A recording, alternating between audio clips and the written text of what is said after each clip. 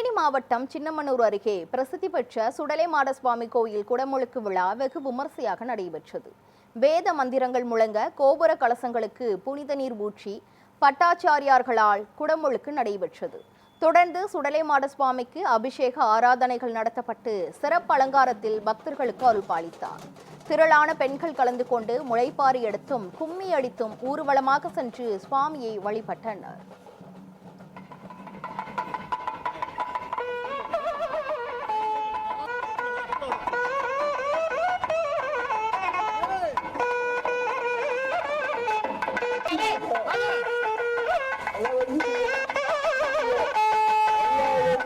Thank you.